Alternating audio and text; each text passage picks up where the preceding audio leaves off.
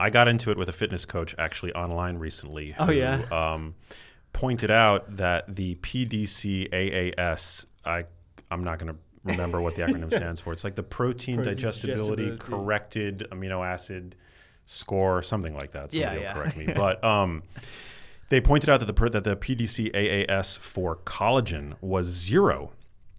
And I was like, why is that? And the implication was that it was a completely worthless protein. But I pointed out that the only reason why the amino acid score for collagen is given a 0 is because it has 0 tryptophan in it. So it's over penalized for the fact that it contains 0 tryptophan. But that doesn't mean that collagen is worthless.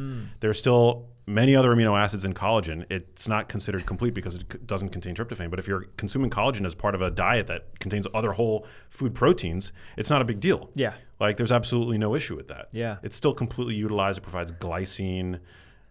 It's not as good in terms of stimulating muscle protein synthesis as a whey protein or a more complete protein like a chicken or beef or whatever, fish.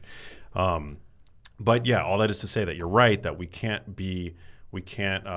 get dogmatic when it comes to these protein quality metrics. Yeah, the analogy that me and my team use internally is it's kind of like judging a team based on the worst player.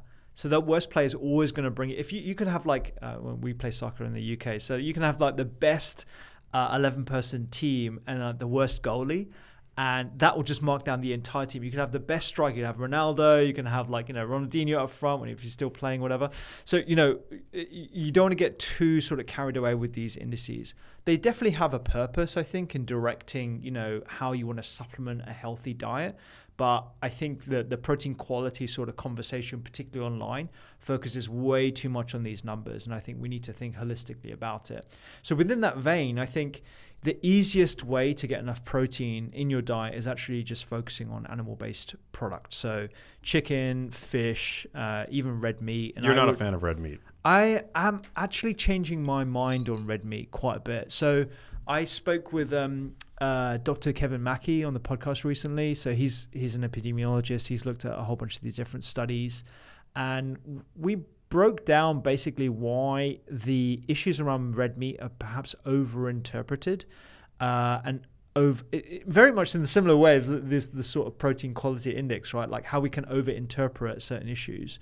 I still think that it's worth going for lean products where possible because it's very easy to overconsume saturated fat, and particularly if you are sensitive to saturated fat causing high cholesterol in your blood, it might be something to be aware of. Although he actually has a differing opinion on that as well. He thinks the impact on cholesterol from red meat is so low, then we don't really need to worry about it, and actually you could benefit from instigating a portfolio style diet and still have some red meat in it in your diet as well. So I would agree with that.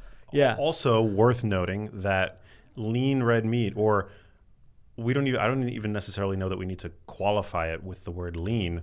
Red meat, excluding mixed dishes, at least in the United States, makes up only 3% of the saturated fat intake for the average American. So the contribution of saturated fat to the diet from red meat, I think, has been overstated in lots of circles, and actually it's usually from mixed products as they state in these studies. So things like baked goods, pizza, donuts, all that kind of stuff. Lasagna. Lots of saturated burritos, fat. Yeah. I mean, a lot of those come from things like butter and different types of fats like tallow and all the rest of it. Although we can talk about tallow a bit because the large majority of saturated fat in tallow is coming from stearic acid, which is similar to the saturated fat you find in chocolate, and that's actually been shown to be cardio-neutral and maybe even cardioprotective as well. It's still got palmitic, which we do know that does raise LDL-C and apolipoprotein B, but I think there's a place for all of these different products in our diet, and I like a nice fatty steak every now and then.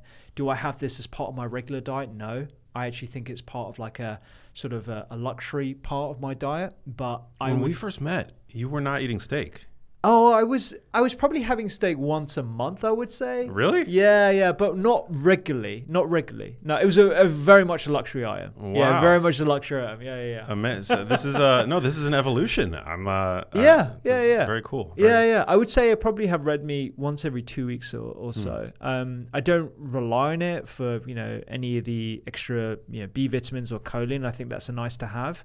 I tend to get my B vitamins from supplementation because it's just very hard to push up my B12 to where it needs to be.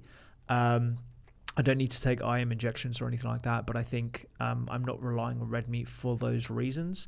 And I think I'm also, given my heritage, I'm Indian on both sides, I think I'm uniquely susceptible to some of the components within red meat that might actually push me into a worse cardiometabolic profile. So I've definitely evolved in my thinking around red meat. Wow, it's so cool. And actually the average consumption of red meat, and we're looking at the average here, so there are definitely people that need to reduce their consumption of red meat and meat in general, and there are people that could benefit from actually having a little bit more animal products in their diet. But if you look at the average consumption, it's actually kind of in line with where the dietary guidelines should be. But there's only so much you can interpret from these large bodies of studies because people lie, people don't remember. We're basing this off food frequency questionnaires that are inherently flawed, which is why nutrition is just such a messy science. So I don't think we can be so dogmatic about recommendations and actually where people are at. I think everyone needs to take this information and personalize it to their own life. And then also use tracking and investigations and conversations with your physician or nutritionist or dietitian to sort of guide what's best for you. Hey, if you liked that video, you need to check out this one here, and I'll see you there.